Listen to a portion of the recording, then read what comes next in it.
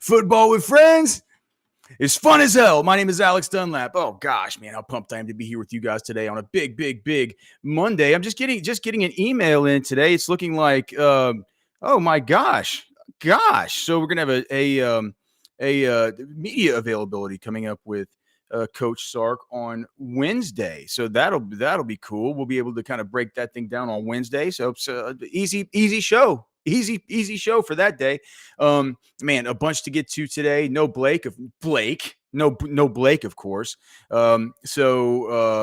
actually have Chad who's producing, and as Chad is an Aggie and stepping in with the producing while we're getting some things figured out. I do have some questions for him. I'm going to bring him on towards the end of the show to ask, because today's topic is going to be Quinn Ewers versus the quarterbacks of the SEC. The quarterbacks of the SEC. Where does Quinn Ewers stack up? Because man, I got to thinking at the Senior Bowl, and gosh, man, what's going on to everybody in the chat, dude? All you guys in here, good to see you already. Trip on two wheels, Cotton, Randy Studdard, Richard Arias, Cameron Parker, man, so good to see all you guys, and happy to see everybody filtering in here through the course of the show. If you can please remember to like the show, subscribe to the channel. Certainly would appreciate it. But we are back on schedule here with Football with Friends. So Matt Miller came out with a new 2-round mock draft today. And I'm looking on this thing, and I'm trying to figure out where. So you guys know Matt Miller. He used to be from Bleacher Report. Now he's from ESPN, all this stuff, right? And I'm kind of just taking away what we saw from this. Oh, look. Oh my gosh. We have Blake in the chat. Blake! Kind of the big takeaway from the Senior Bowl that Cody and I talked about on Friday was, Bo Nix, Michael Penix didn't do much during the week to make us think that these guys were any kind of surefire first round types of picks, right? And we certainly saw Penix versus Michigan didn't look like Michael Penix versus Texas. And we've talked a whole lot. And trust me, I'm going to get back around to how Ewers stacks up in this upcoming year and everything like that. But you guys know I take a circuitous route sometimes, so just stick with me. We talked about the fact that, man, Penix wasn't that good last week at the Senior Bowl. He was doing a bunch of dump offs, and it was like one of the things that really led us to say, like, man, some of these running backs, like some of these like these Michael Wileys or Rasheen Ali or Vidal from Troy or these other guys, the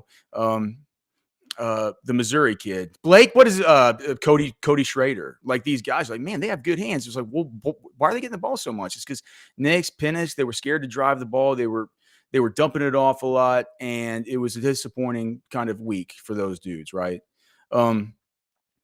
And then in the actual game, so we haven't talked since the actual game. So the Senior Bowl game gets played on Saturday, as usual, just the most boring game you've ever seen, because it's two football teams that have been thrown together that are there for evaluation purposes through a week of practices, and then these coaches have to try and put them together to put together a game plan. And it just Senior Bowl games always stink, right? But Penix didn't play, and it kind of made the whole week seem a little bit more disappointing for Michael Penix. And like I said, I'm getting back to Ewers on this. But Quinn Ewers at one point was considered a guy that was going to be entering this draft, right? Entering this draft in 2024. And while nobody thought he was on the same level as Caleb Williams or Drake May or Jaden Daniels, people kind of talked about the fact, it's like, well, is he with these dudes like Bo Nix, like Michael Penix, like JJ McCarthy, the guy that we talked about on Friday. And we just said, maybe that was the dude who won the most out of this whole Senior Bowl week just by not showing up. Right. Because we had these inflated expectations of Penix and of Bo Nix from, the duels that we saw from them, the Pac-12 duels, the Oregon versus Washington stuff during the season. Right. Those were awesome games. You're like, whoa, dude, Bo Nix can actually run. He can do some things. He takes care of the football. He's a good player. Now, there was always questions about his ability to drive the ball on the deep outs and stuff like that. And that was supposed to be what we got to see at the Senior Bowl. It wasn't what we got to see. With Penix, it was like precision drone strikes that he was landing to guys like Roma Dunze and McMillan and Jalen Polk in that game versus Texas. Whereas versus Michigan, it wasn't like that because Michigan, unlike Texas, Texas got pressure on Penix, but Michigan got pressure on him and they got hats on him. They hit him. They didn't always sack him, but they would hit him, and it messed him up, right? And here you now have Penix, 6 years in college, 2 torn ACLs, bad Senior Bowl week, doesn't even play in the Senior Bowl game. His agent's like, "Hey, Mike, we might not just want to we might just not want to play in this game. That's a pretty fast defense over there on that other side for that American team, right? That guy Tavondre Sweat in the middle has been blowing dudes up all week. You remember him from the college football playoff." And so he doesn't, Michael Penix, we don't get to see him in the game. Bo Nix is falling through this process. And I started to think, I'm like, man, was it the right decision for Quinn Ewers to come back? Could he have maybe slotted into this class as the quarterback 4, quarterback 5? And is that something that would be a definite improvement on what happens next year? Because as we all know, next year is not guaranteed for anything, right? For Quinn Ewers. He's, I would say he's probably somebody who, if you had to put odds on it, I'd say the odds are probably, and we're going to talk about some Heisman odds and some Vegas odds and stuff like that here in a minute. But he's probably a guy who, he probably, if you wanted to make a bet on him missing at least one game due to injury next year, wouldn't that be an even money bet?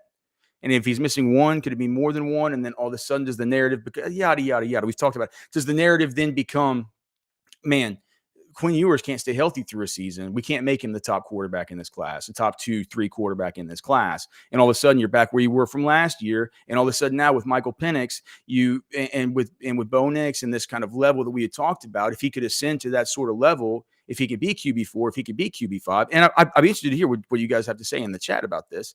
But if he could get to that level,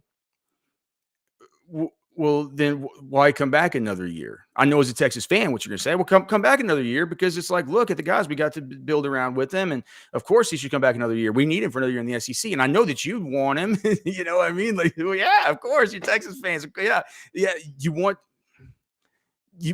Quinn Ewers to come back. But I'm talking about from Quinn Ewers' perspective. So what I did, and then with Penix too, just going back to him a little bit, as it relates to Texas, to see the way he struggled versus Michigan, to see the way he struggled in the Senior Bowl, I think that for Texas, one good thing about this is that the safety play versus Washington was just it wasn't very good, and I don't think it had to do with coaching. I don't think it had to do with scheme. I don't think it was like it was in the Oklahoma game where you had plays where just the back end of the secondary wasn't even running the same coverages as the guys on the outside or as the linebackers. I don't think that it was that kind of coverage breakdown, that kind of coaching breakdown, that sort of scheme breakdown.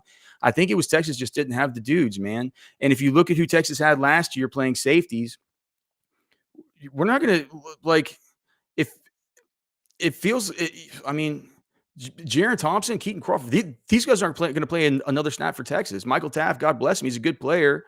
He's not going to have to be a frontline player for Texas next year, right? Yeah, I mean, Xavier Filsaime now is a 5-star guy coming in. Derek Williams is a locked-in starter. Andrew Makuba is a locked-in starter. Like, do you understand the difference? As long as we're talking about Penix, the fact that he's kind of been disappointing. I think that me, as somebody that monitors Texas so closely, and somebody that had such a big stake in watching that football game, and somebody that did so much work and talked to you guys for so long about just the evaluation of that football game and all the rest of it. Like, that was the thing that has emblazoned in my memory about what Michael Penix Jr. was as a quarterback prospect. And to see him go out there and not be able to do anything close to what he was able to do versus Texas, it made me realize that maybe Penix isn't the prospect that I thought he was. It also made me realize on the Texas side of the football, I mean, improvements need to be made. And, look, credit to Sark, credit to the rest of the coaching staff and the recruiting staff and all the rest. They identified it. And it looks to me, at least, by the talent that they have coming in, and more importantly, the sort of addition by subtraction with some of these other dudes, something that looks like it's going to be addressed, right? But none of it matters now, right? Quinn is coming back. And so what I decided to do was look at the Texas schedule for next year and just ask myself, in the whole Texas SEC schedule for next year, right? Is Quinn Ewers the best quarterback? that's going to be in Texas's orbit last year. As far as is oh wait, so I'm getting a thing in chat. So, you guys know I get distracted easily. Master Ace saying I heard Texas signed a linebacker from Southlake. I'll have to look into that. I know that there was a Chad, can you send me something in chat? Has that anything that's been popped up in Slack or anything like that? I know that there was yes, well, Tracy Jackson's saying 20, Chasey Jackson 23 is saying preferred walk on. I know that there was that preferred walk on from yesterday, but I haven't, if that's happened in the last hour or so before I got on when I was preparing some of that stuff, I don't know exactly what that is. So we'll keep an eye on that for sure, Master A. And so good to see all you guys in the chat. Certainly, if you have questions, you can get them back to me. But I wanted to know. So look, I think everybody realizes that Texas next year and playing its SEC schedule is going to be playing a schedule that should, if you know, if things fall right, Texas only loses 1 or 2 football games or stuff. They're going to be going to the college football playoff and all the rest of that stuff, right? And in doing so, you figure they're probably going to face a gauntlet of opposing quarterbacks, right? But is Quinn Ewers the best quarterback that's going to be in Texas's SEC orbit next year? Let's talk about it. All right, we're gonna talk about that, right? The competition in the SEC at the quarterback position for every team, as far as who's projected to start, where they're at, what their stats look like, what we can expect out of these guys, and is Quinn the best? Is Quinn the best quarterback that Texas is going to see next year, as far as SEC, right? I know that the best meat that you're going to get is always going to be at Texas Beef Traders. I went to Texas Beef Traders on Friday. You'll never believe it. Texas Beef Traders, have you been? TexasBeefTraders.com just to look at the menu of items. Oh gosh, look at those tomahawk steaks that they have at Texas Beef Traders. Do you know what's amazing about Texas Beef Traders? Right there off of Loman's Crossing in the heart of Lakeway. It's better beef than you'll get anywhere else. No vaccinations, no inoculations, no intermingling of the herd, nothing. Just pure black Angus beef hung for 13 days. So the meat's all stretched out and nice and tender. You can get any cut that you want. You can go in there and say you want a quarter cow, half a cow. You just go in there and get a couple New York strips or ribeye, bone and ribeye, whatever it is, man. Darren did this last time. He gave me a couple of steaks called Del Monaco's. I don't even know what those are.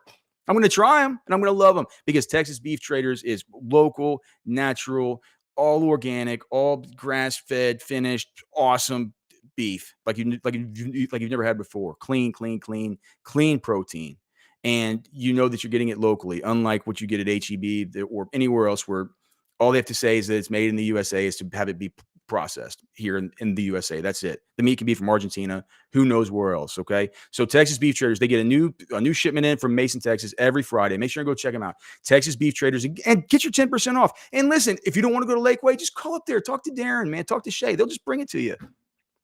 Just call up there. They'll bring it to you and they'll work you out a sweet deal. Texas Beef Traders, TexasBeefTraders.com. And then they're saying if there's a link, you can click on the QR code there, or just go to TexasBeefTraders.com. Or like I said, just call up there, talk to Darren, talk to Shay. Go up there, have a beer with them, have some wine. They'll hook you up. Okay. Is Quinn the best? All right, so let's just go through the schedule. Hey, Blake in the chat. Nice job reminding me to get my notes pulled up before I came on. First day without Blake, and I was super late here getting on. Okay, all right, so let's see. All right, so the first game is going to be Mississippi State. So with Mississippi State, we know that Will Rogers, he transferred to Washington. He actually thought about getting in the transfer portal there in Washington whenever they found out that Caleb DeBoer was going to Alabama. Apparently, he elected to stay there. With the new head coach, what is Jed Fish? So now Mississippi State, we know they have Jeff Lebby, who Texas fans know well from last year, the Dylan Gabriel, Jeff Lebby kind of situation there, right? Art Briles is what, stepson? No, what is it? It's not a stepson. What is it? It's his son-in-law. Right. We all remember the thing last year where OU got so tilted that Art Briles was down on the field wearing, the Oklahoma gear and stuff like that. He had to apologize.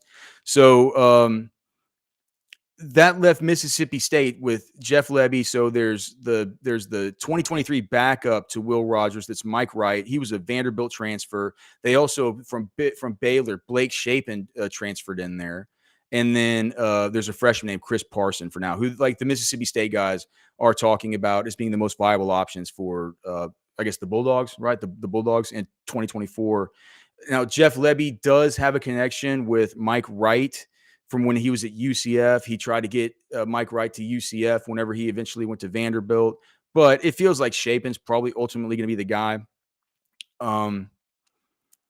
What's weird is that Lebby, whenever he first got in there and he took stock of the quarterback room, one of the things he talked about was like he wants a guy like Gabe. He doesn't want a guy that's. I don't think he's saying that he wants a guy that's going to be a Jalen Milroe, pure kind of runner, Mike Vick type of guy. But he says he wants a guy that can do a little bit of stuff, dual threat, a little bit with his legs, kind of like we saw at Dylan Gabriel last year, right? Just that ability to squirt out and to, like Sark says, kind of spit out on you for 5, 7, 8 yard chunks at times, and really put you behind the chains, right? As far as deep defensively, put you in bad down and distances, or allow them to pop off for first downs whenever you wouldn't otherwise expect. But Shapen's more of a pocket passer. I think what I looked it up, like 29 total yards and 8 healthy games for Baylor last year. If you look at his 2024 Heisman odds over on Bovada, they have basically, they have Chad Hastings listed up there. They have Blake Skaggs listed as like plus 225,000 or whatever. They don't even have them for Blake Shapen. So clearly, if we look at Mississippi State, Texas has the edge there as far as quarterbacks. All right, next game on the schedule, Oklahoma. Okay, Jackson Arnold, right? So the Jackson Arnold era begins in earnest. I guess it kind of began in the Cotton Bowl. So maybe the Alamo Bowl. Wherever they played Arizona, right? What was that? I don't have Blake here to tell. It was Oklahoma. I think that was Alamo, wasn't it? There it goes. The Alamo Bowl, right? So Johnny Nansen, that defense against Jackson Arnold. So we did get to see it, right? In that game, he went 26 for 45 through the air, so 57.8%, 365 yards, 2 touchdowns, 3 interceptions. So out of the 6 turnovers in that game, the most Oklahoma's had since I forgot what it was. It's like the most they've had since I forgot. It was like the 90s or something like this, right? 3 of them came via Jackson Arnold interceptions. He did have 38 yards on the ground, but dude, he was an awesome prospect coming out of high school. And I am not of the belief that this guy's not going to be a problem for Texas. The Sooners obviously have super high hopes for him. Class of 2023, 5-star, among the highest 5 stars that Rivals had. So I like in my mind's eye, what I can picture for Jackson Arnold in his first kind of starting of the era in Oklahoma is maybe just kind of like what Quinn Ewers was maybe when he first kind of started, right? Similar kind of 5-star prospect, getting his legs underneath him. But, maybe one day he's going to be really good, and a dude who we're talking about who can, who could be coming into his final season in college with the kind of hopes that Quinn Ewers has, right? I would argue that Jackson Arnold, maybe as far as just, Jackson Arnold could be, he might have the tools to put something together that's even a little bit more nasty than what Quinn has as far as an overall skill set, body size, all the rest. Although I do believe that Quinn's natural arm talent probably is maybe a little bit better. But I think Jackson Arnold could put something together that could be a little bit more beastly as far as just an overall profile, athleticism-wise. So, look, I'm not saying that the guy's not good. I'm not saying Oklahoma got a bad player here. I'm saying that the fact is he has that elite 5-star pedigree. And if you look at the 2024 Heisman odds, he's on there. He's at plus 1,800. So what that means for anybody who doesn't know what it means. We've talked about how American betting odds work here, but for anybody who might not have been around for those shows, what plus 1,800 means is that it's a long shot bet, right? Like if you walked up to the cashier and you said, "Hey man, I want to bet $100 on Jackson Arnold to win the Heisman this next year," and then you go back home and you watch the season, and lo and behold, Jackson Arnold wins the Heisman, right? You take that ticket back to the counter, and for that $100 that you put down, they're going to give you that $100 back and give you $1,800 on top of it, right? So it's a long shot, but it's still like the sixth best odds, tied for the sixth best odds of anybody in all of college football next year to do it. Now, there are two guys tied at the top. One of them is Quinn Ewers, and another is this next player that we're going to talk about, and that's Carson Beck from Georgia. So basically, Texas's most interesting game, right? Most interesting game of the year will be the home game versus Georgia. That'll be the first game that Texas gets its true first taste of just a swarm of just SEC dirt balls coming to town. I mean, just taking over bars. You have yelling in the streets. You'll have it on the roofs of Sixth. Do people still go to Sixth Street? I think whatever. In the warehouse district, on the roofs of places, yelling it back and forth from the Georgia bar to the Texas bar stuff. It's gonna be mayhem, right? It's gonna be awesome. It's gonna be why you want Texas to join the SEC, right? But Carson Beck coming into town, that's probably gonna be the best quarterback that Texas, at least, is in Texas's orbit next year as far as the SEC regular season schedule. He was really good in 2023. Let's just look at the numbers over the 2023 seasons. And look, I'm going to have to use cockamamie PFF for a little bit of this, okay? But some of this stuff, I think it's going to come as a really big surprise to you. Almost as big a surprise as when you hear that Val Garcia will sell your house for free. Can you believe that Val Garcia will sell your house for free in the DFW area? Anywhere in the DFW area, whether it's Allen, Texas, Addison, Texas. Oh, God, Val Garcia. Look at Val. Oh, my gosh, look at him. If you work in the education, you work in the ministries, Val Garcia is going to sell your house for free. Now he's not going to give it to somebody for free, but he's just not going to charge you his 3% fee, 0% fee. He's going to take that fee, he's going to take that $20K, that $30K, that $40K, that $50K, and just hand it to you. Cashier's check, with that big Val Garcia smile. But listen, you don't have to work in education. You don't have to work in the ministries to be able to get the service of an elite realtor like Val Garcia in DFW. He has 14 different agents working underneath him. And if you told me you heard about him here on Football with Friends, he's going to sell your house for half of that fee, 1.5%. We're talking 15K, 20K in savings, guys. What are you doing? You get to work with Val. He's one of us. Val is on the chat. Val is on the chat, right?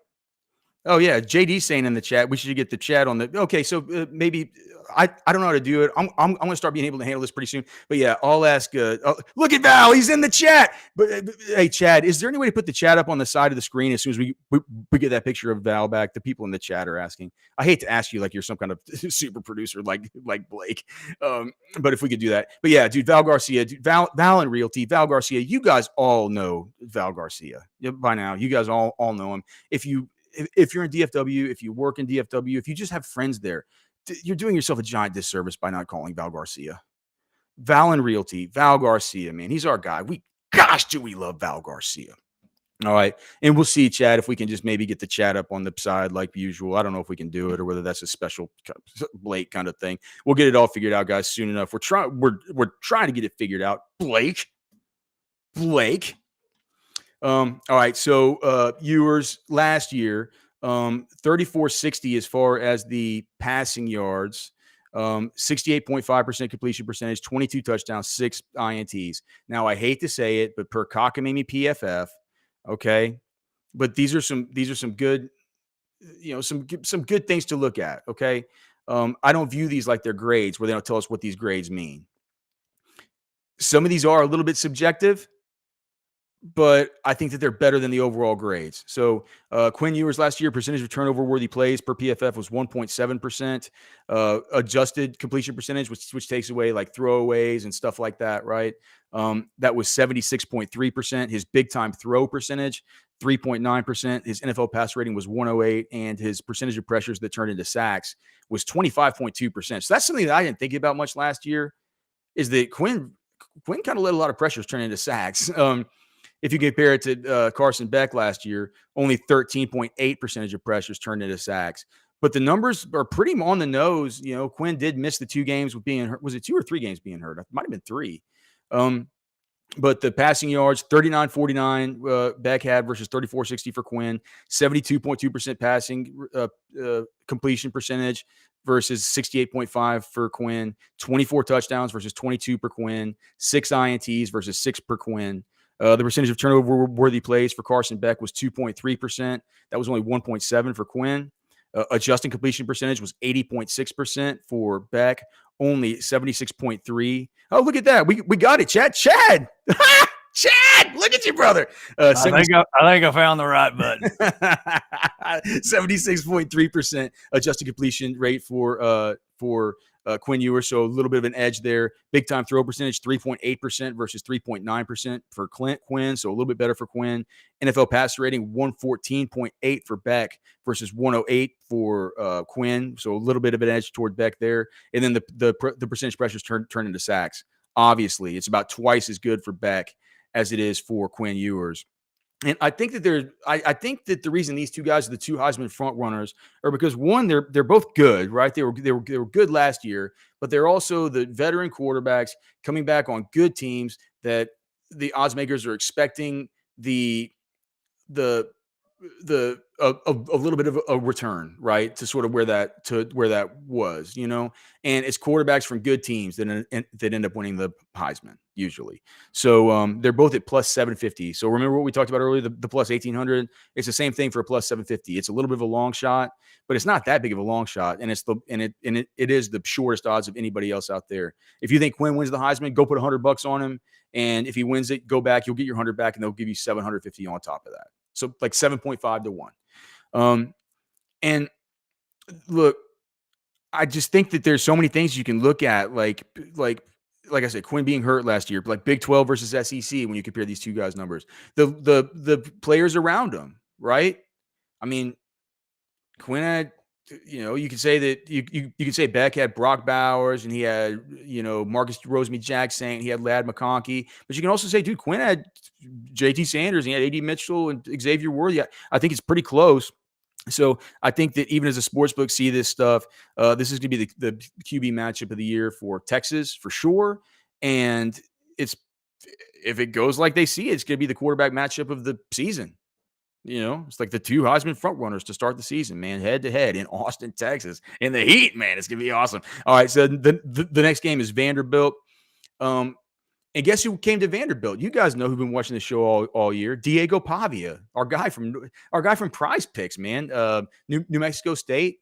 We don't ever bet against Pavia, right?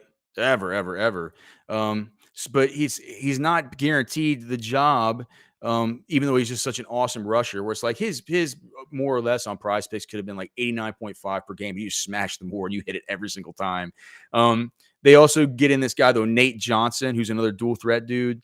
I kind of think it seems right now, like if you listen to there's not really that much reporting on the Vanderbilt team, especially in the kind of winter conditioning. It's so much different here, this ecosystem in the media, than anywhere else. But I mean, Nate Johnson's not very he's not very seasoned. I kind of think Pavia would win that job. Pavia is kind of good, but it's like I think that Pavia is still going to be, he's fun for New Mexico State. I'm not sure that Texas is going to have too much of a hard time with this guy, and it's probably going to be below your average SEC play in 2024, which is par for the course for Vanderbilt. So no worries there. Neither of those guys have any Heisman odds over on Bovada, which is where I'm quoting these from. All right, Florida. So next year they will have Graham Mertz. He was good last season. It was his fifth college season. So he'll be back for his sixth in 2024. As far as his 2023 numbers, he had some good numbers too. I won't go reading them all off to you and stuff like that. But as far as the turnover worthy plays, the adjusted completion percentage, the big time throw percentage, all the rest of it, it's kind of right there along with a Quinn Ewers and a Carson Beck, right? If you look at the pure numbers, he's also a lot like Quinn, and at 23.3% of total pressures turned into sacks. That's the one area where Beck had the real edge on Quinn, right? But his 2024 Heisman odds at Bovada are only plus 7,500. So I don't know whether that's the sportsbook sort of know something about the level of talent that's going to be surrounding him at Florida, or whether that is just something that maybe that could be a good value. It's like, what if that? I mean, if he plays, if they got the talent around him and stuff like that, you're literally getting 10 times better odds on him than you are Carson Beck or Quinn. So I think it's probably a mix of somewhere in the two of those.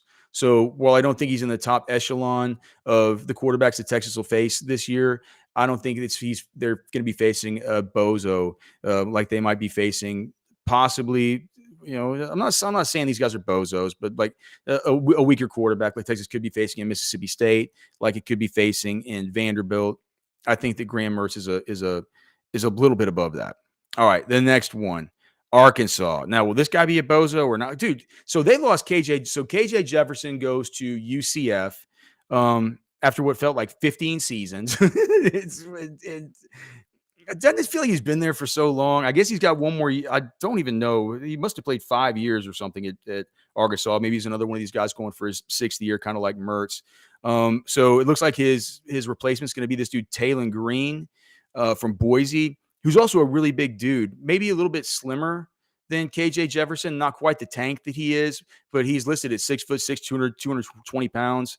Only 51% completion rate in 2023 and just a miserable 11 passing touchdowns to 9 interceptions.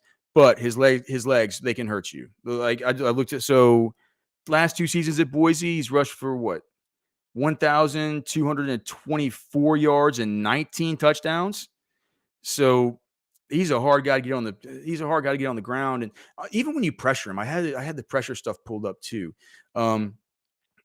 It was so only 8.8% of pressures from 2023 resulted in sacks for him. So obviously, dude, you're gonna have to chase around and stuff like that. But 11 touchdowns to 9 interceptions, it's like, I don't know.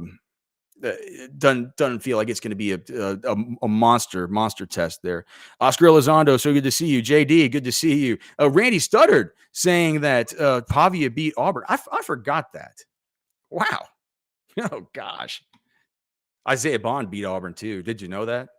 Maybe they have that. Hey, they could both be BGs.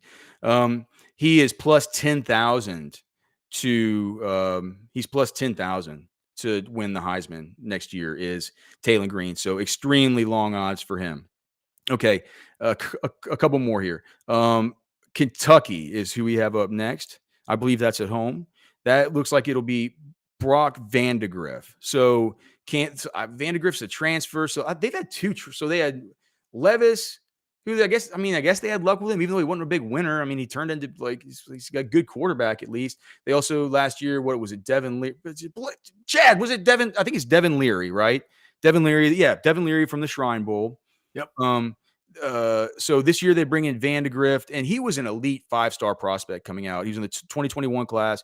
But if you read about it, man, all the Georgia sites were so excited about him. He was sitting behind Stetson Bennett for 2 seasons. Then this last year, he got his chance to start, but he gets beat out by Carson Beck. Carson Beck goes on and becomes the Carson Beck that we saw this season.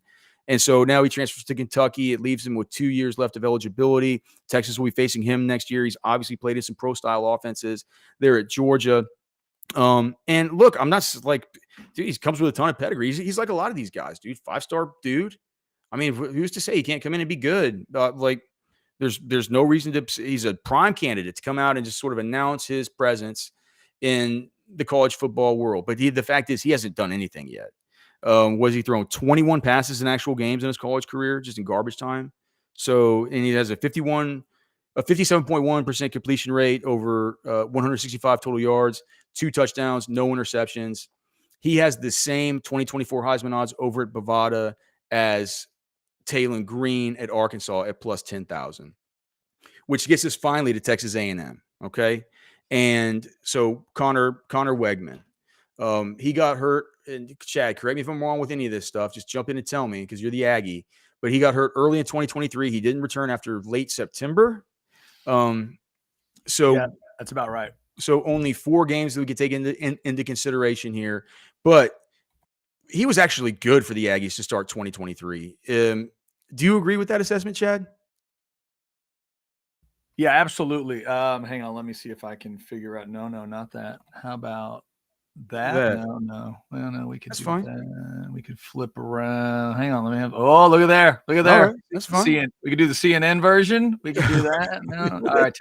Whatever you want to do. I was just like, was he good? Like, was he? Because like, I'll read some of these numbers here in a minute, but I just want to hear from you. Like, I mean, the numbers over 4 games, if you extrapolate it out over the course of a season, like he actually would have been awesome. But I'd just be interested to Yeah. hear what you thought, like what the eyeballs said, because I clearly didn't watch him as closely as you did. I liked what I really liked what we saw for that short sample size. There were times like all throughout the season, that early part of the season, while Texas, those games where Texas was kind of grinding out a little bit and Quinn wasn't necessarily looking badass. Like I would bounce back and forth between, okay, which guy would I want quarterback in my team right now? And early on in the season, Alex, there were times where I'd think, I don't know, I think I might want Wigman the way he's playing right now. And then eventually, obviously, it ends up swinging back the other way because Wigman's not even playing. Right. But you see the number up almost at 70% completion. I think it's 8 touchdowns to 2 interceptions, and it was 8-0 until he threw those 2 later on in the run. So he was being really clean with the ball. He, at the end of last year and beginning of this year, he was really clean with the football too. So I like the way he was throwing. The only thing I wasn't into, Alex, was the way that offense played out this year. It felt like Jimbo and Bobby Petrino were just battling each other. Mm-hmm. It felt like they were fighting one another. So all the big Wegman plays were down the field throws, which that's cool. That's cool. And they had some guys go make catches for him. I just wanted to see a little more mid-range type of football. I wanted to see more short routes. I wanted to see more crossing routes. I wanted to see tight ends get utilized a little more than they did. So that's what I'm looking forward to seeing now. Like, how does this Colin Klein offense try to show off Connor Wigman the best? Well, it's just like, all right. Well, thank you, Chad. So that's a good insight from Chad about just like what he saw. So it, like I told you, I hate the PFF grades. I don't want to talk out of both sides of my mouth here about this stuff, but to PFF's credit, and if you listen to their grades, they had Wegman out of the guys who have at least 20% of 20% of median dropbacks, that he was the 4th highest graded quarterback in college football last year. I mean, it was only 133 dropbacks, but it's like I said, you got to be a little bit fair to PFF. It's good quarterbacks at the top of the list. We talked earlier about how I've been disappointed in Bo Nix. He was obviously good last year. He had a good football team. Penix was good last year. Had a good football team. The whole scouting evaluation stuff's different. But they got so here's how the top 10 goes: Bo Nix, Jaden Daniels, Preston Stone, Connor Wegman, Carson Beck, Michael Penix, Dylan Gabriel, Shadur Sanders, Drake May, and JJ McCarthy. Those guys round out the top 10. Ewers was 13th in that list, in case you were wondering. But the underlying stats for Wegman are super strong. Like his percentage of turnover worthy plays was 2.1%, which whatever, that's a little bit higher than Beck or Ewers. His adjusted completion percentage 78.4%. His big time throw percentage 4.5%, higher than either of those guys.